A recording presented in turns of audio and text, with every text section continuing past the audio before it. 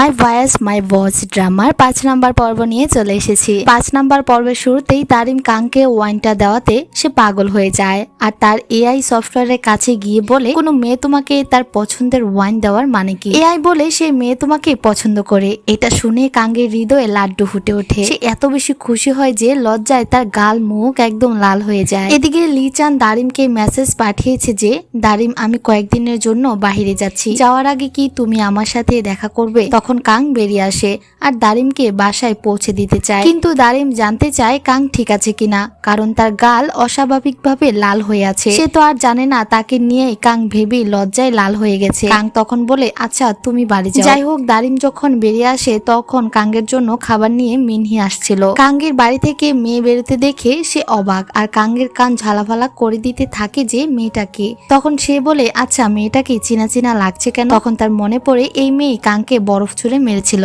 কাং বলে বাদ দাও এসব। মিনহি বলে বাদ দেওয়া যাবে না, মেয়েটা তোমার বাসায় চলে এসেছে, কতদূর এগুলো সেটা বলো। কাং বলে কিছুই হয়নি, সে ওয়াইন নিয়ে এসেছে আর বলেছে এটা তার হৃদয় থেকে দিয়েছে।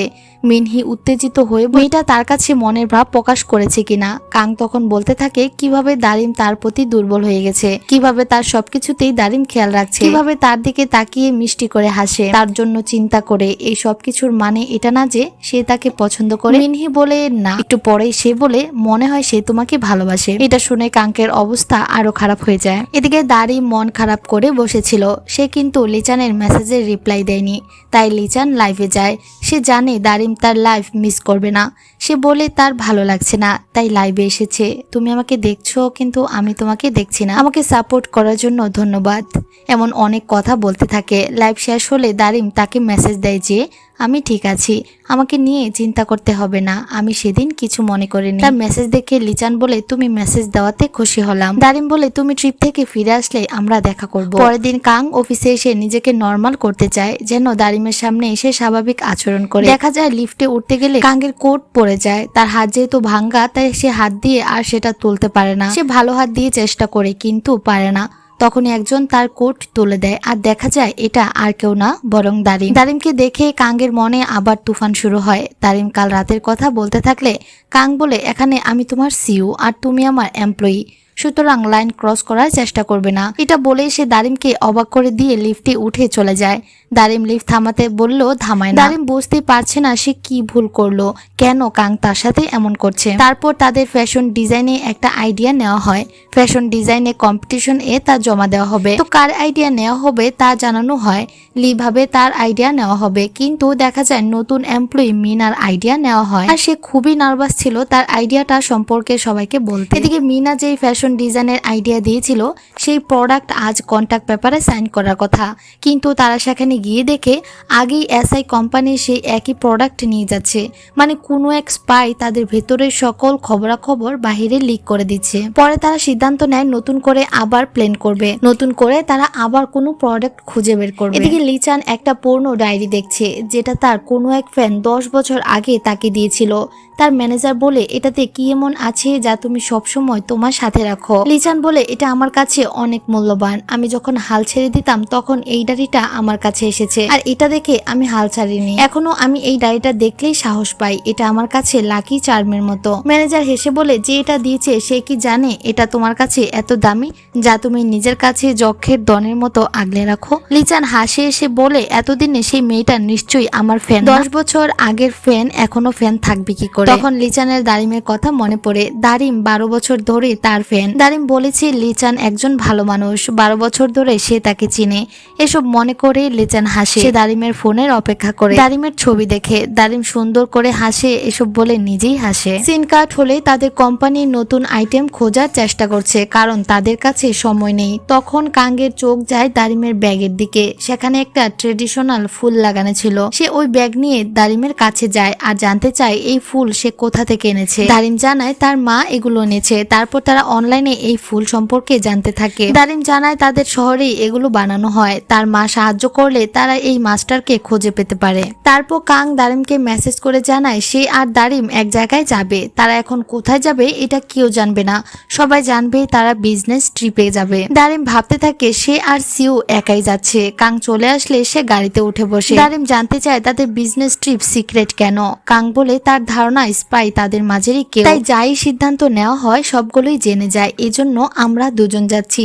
সত্যি বলতে আমি এই সম্পর্কে তোমাকে ছাড়া আর কাউকে বিশ্বাস করতে পারছি না। দারিম বলে, আপনি আমাকে স্পাই বলেছিলেন। এসব বলে সে হাসতে থাকে আর তার হাসি দেখে কাঙ্গও হাসে। তারা এখন দারিমের গ্রামে আছে, যেখানে সে বড় হয়েছিল। দারিম এটা সেটা কাঙ্কে দেখাতে থাকে। তখন তারা দেখতে পায় এসি কর্পোরেশনে চাকরি করে নাম দারিম। এমন পোস্টার দেখে দারিম লজ্জায় পড়ে যায়। কাং এটা নিয়ে হাসাহাসি করতে থাকে। দারিম তার মাকে ফোন দেয় আর তার মা বলে, এইসব লাগাতে অনেক খরচ হয়েছে, এটা এখনই নামানো যাবে না, কমপক্ষে 6 মাস এটা এখানে লাগিয়ে রাখতে হবে। দারিম কাংকে নিয়ে স্কুলে যায় আর পূর্ণ কথা বলতে থাকে। তখন কয়েকটা মেয়ে কাংকে টিচ করতে থাকে যে তুমি কি কোনো মডেল নাকি নায়ক, তুমি খুব সুন্দর, তোমার ফোন নাম্বার দাও, ইনস্টা অ্যাকাউন্ট দাও। দারিম তাদের সরাতে চায়, সে ব্যর্থ হয়ে কাঙ্গের হাত ধরে তাকে দৌড়াতে থাকে। তখন তাদের একজন মেয়ে দেখে নেয়। দারিম তার প্রথম ভালোবাসার কথা বলে, কাং চুপচাপ তার কথা শোনে। তারপর তারা সেই ট্রেডিশনাল ফুলের উস্তাদের কাছে যায় আর নিজের পরিচয় দেয়। তারা ট্রেডিশনাল জিনিস সাধারণ মানুষের কাছে পৌঁছে দিতে চায়, তা ব্র্যান্ড করে দিতে চায়, বড় কারখানা বানাতে চায়। এসব শুনে উস্তাদ না করে দেয় আর তাদের চলে যেতে বলে। কাং দারিমকে সিউলে ফিরে যেতে বলে, সে একাই ওনাকে রাজি করানোর চেষ্টা করবে। দারিম জানায় সেও থাকবে। তারপর দুজনে সেখানে কিমচি বানানোতে সাহায্য করে। এদিকে দারিমের মা এটা জেনে যায় যে দারিম এখন আর এসআর কোম্পানিতে চাকরি করে না, সে এখন অ্যাপোলো কোম্পানিতে চাকরি করে। দারিম আর কাং একসাথে কিমচি বানাচ্ছে। তখন তার মা সেখানে চলে আসে আর মেয়েকে কিমচি বানাতে দেখে উনি নিজেও দারিমকে সাহায্য করতে বসে পড়ে। তখন সেখানে মাস্টার চলে আসে। দারিমের মা তার মেয়েকে একটা সুযোগ দিতে রিকোয়েস্ট করে। রাতে দারিমের মাকে সে সব সত্যি বলে দেয় যে সে আর এসআর কোম্পানিতে চাকরি করে না। কিন্তু তার মাকে সে এটাও বলতে পারেনি, কারণ তার মা অনেক গর্ববোধ করতো তার মেয়ে একটা বড় কোম্পানিতে চাকরি করে। তার মা বলে, তুমি কোম্পানি ছেড়ে দিয়েছো এতে আমার কোনো দুঃখ নেই, কিন্তু তুমি আমার কাছে এই কথাটা লুকিয়েছো, এটাই আমি কষ্ট পেলাম। দারিম বলে, মা বড় কোম্পানিতে আমার কথার কোনো ভ্যালু ছিল না, কিন্তু এই ছোট কোম্পানিতে আমার মতামতের গুরুত্ব দেওয়া হয়। আমি এই কোম্পানিতে কাজ করতে পেরে অনেক বেশি খুশি। এটা শুনে দারিমের মা বলে, যদি তুমি খুশি হয়ে থাকো তাহলে আমিও খুশি। তারপর সে তার মাকে জড়িয়ে ধরে আর এই সবকিছু দূর থেকে কাং শুনতে পায়। তারপর খেতে বসে দারিমের মা কাংকে বলে, আমার মেয়ে কি ঠিকঠাক কাজ করে? তো কাং দারিমের অনেক প্রশংসা করতে থাকে যে দারিম অনেক পরিশ্রমী, সে কয়েকদিনের মাঝে কোম্পানির মূল্যবান একজন এমপ্লয়ি হয়ে গেছে। এসব শুনে দারিমের মা অনেক বেশি খুশি হয়। তারপর দারিমের মা তার পছন্দ নিয়ে কথা বলতে শুরু করলে দারিম তাকে আটকায় আর বলে, আমার বসের সামনে পার্সোনাল বিষয় নিয়ে কথা বলো না। তো কাং ভাবতে থাকে দারিম যাকে পছন্দ করে এই কোম্পানিতে জয়েন হয়েছে এটা নিশ্চয়ই সে। এদিকে লিচান অফিসে যায় আর জানতে পারে কাং আর দারিম একটা বিজনেস ট্রিপে গিয়েছে। তখন সে দারিমের ডেস্কের কাছে যায় আর সে হাতে আঁকা একটা ভাল্লুক দেখতে পায়। এই ভাল্লুকটা সেম তাকে যে ফ্রেন্ডটা নোটবুক দিয়েছিল সেই নোটবুকের মতো। তখন সে তাড়াতাড়ি করে তার গাড়িতে যায় আর সেই নোটবুকের সাথে এই ভাল্লুকটাকে মিলায় আর দেখতে পায় এটা সেম একজনেরই হাতে রাখা। তখন সে বুঝতে পারে এত বছর ধরে সে যে ফ্যানকে মনে করতো, যে ফ্যানের ডায়েরিটা নিয়ে ঘুরতো, এটা আর কেউ না বরং দারিম। এদিকে দারিম কাংকে এই ট্রেডিশনাল ফুল বানানো শেখানো হয়। সে জানায় এই ফুল বানানো অনেক কঠিন। তারপর দারিম আর কাং চেষ্টা করে, দারিম পারছিল না বলে কাং তার হাত ধরে তাকে শিখিয়ে দেয়। তো তখন দুজনে খুব কাছাকাছি চলে আসে। তো তারা যখন ফুলটা বানানো শেষ করে তখন তাদের বলে, এটা বানানোতে অনেক বেশি সুন্দর লাগছে। তখন মেয়েটা বলে, তাদের সাথে যারা কাজ করতো তারা সবাই আগেই কাজ ছেড়ে চলে গিয়েছে, কিন্তু সেই এই ট্রেডিশনাল কাজটা ছেড়ে যেতে পারেনি। যদি তারা তাদের মাস্টারকে রাজি করাতে পারে তাহলে হয়তো তাদের কাজটা বেঁচে থাকবে। সে তাদেরকে রিকোয়েস্ট করে যেন তাদের মাস্টারকে রাজি করানো হয়। এসব কথা আবার বাহির থেকে মাস্টার শুনতে পায়। সে এসে মেয়েটাকে অনেক বকা দিতে থাকে যে তোমার যদি এতই টাকার দরকার হয় তুমি ফ্যাক্টরিতে চলে যেতে পারো। কিন্তু মেয়েটা জানায় সে এই ফ্যাক্টরিতে যেতে চায় না, সে তাদের এই ট্রেডিশনাল কাজটাকে বাঁচিয়ে রাখতে চায়। এসব শুনে তাদের মাস্টার অনেক ইমোশনাল হয়ে যায়। সে ভাবতে বাধ্য হয় সে কি করবে। তো রাতে যখন দারিম ঘুমাতে যায় তখন তাকে কাং ডাকে। সে গিয়ে তার জন্য আলু পুড়িয়ে নিয়ে এসেছে। তো দারিম তাড়াতাড়ি করে খেতে গিয়ে অনেক গরম মুখে দিয়ে ফেলে। তো কাং তার হাত পেতে বলে, যদি গরম হয় তুমি আমার হাতে দিয়ে দাও। কিন্তু দারিম দেয় না। সে মনে মনে ভাবতে থাকে কাং হঠাৎ করে আমার সাথে এত ভালো ব্যবহার কেন করছে। তারপর কাং দারিমকে হাঁটতে যাওয়ার জন্য অফার করে যে তুমি যদি আমার সাথে হাঁটতে চাও আমার অনেক ভালো লাগবে। তারপর তারা দুজন হাঁটতে থাকে। কাং দারিমকে বলতে থাকে আজকের দিনটা তার কাছে অনেক বেশি মেমোরেবল হয়ে থাকবে।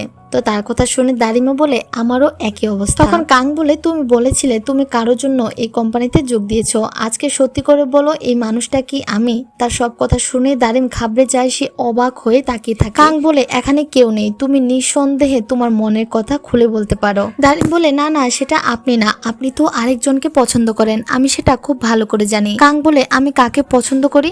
দারিম তখন বলে আপনি আমাদের ডিরেক্টর লিচানকে পছন্দ করেন, এটা কেউ না জানলেও আমি জানি। এটা শুনে কাং অবাক হয়ে যায় আর বলে তুমি ভুল জানো, আমার ছেলে পছন্দ না, আমি মেয়েদের পছন্দ করি, আর এই মুহূর্তে আমি একজনকে পছন্দ করি।